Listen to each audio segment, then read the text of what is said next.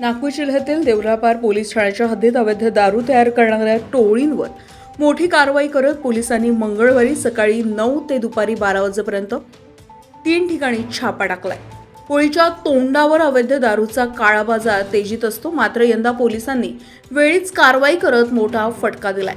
गुप्त माहितीच्या आधारे तुमडी टोला, चोर बाहुली आणि माणेगाव टेक या 3 वेगवेगळ्या ठिकाणी एकाच वेळी छापा टाकण्यात आलाय। या धडक कारवाईमध्ये 1540 किलो महुआ फुल दारू बनवण्याचं साहित्य जप्त करण्यात आलं असून त्याची किंमत 61,060 रुपये एवढी आहे।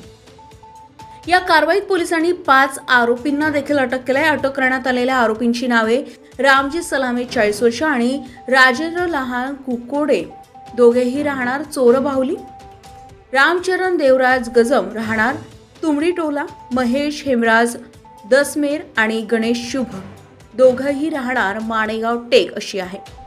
यांच्यावर दारूबंदी कायद्याअंतर्गत गुन्हा दाखल करण्यात आलाय। ही मोठी कारवाई देवळापार पोलीस निरीक्षक नारायण तुरकुंडे यांच्या नेतृत्वाखाली पार पडली। त्यांच्यासोबत अमोल तांबे, PSI सोनू कुसरे, पोलीस हवालदार विजय बिसेन, राकेश नलगुलवार, मोहम्मद सलीम, मनीष चौकसे आणि केशव फड या अधिकाऱ्यांनी देखील सहभाग घेतलाय। होळीच्या सणात दारू विक्री मोठ्या प्रमाणात वाढते। देशी विदेशी दारूंसह गावरानी महुआ फुल दारूंची मागणी सर्वाधिक असते। मात्र यंदा पोलिसांनी होळीच्या आधीच मोठी कारवाई करून दारू माफियांना जोरदार दणका दिलाय। देवळापार पोलिसांनी स्पष्ट केलंय की अवैध दारू व्यवसायांविरोधात कारवाई आणखीन कठोर केली जाईल। माफियांनी कोणतीही सवलत मिळणार नाही आणि पुढील काही दिवसात अशा कारवायांचा वेग अधिक वाढणार आहे। गजा महाराष्ट्र 24 न्यूज करिता पंकज चौधरी, रामटेक, नागपूर।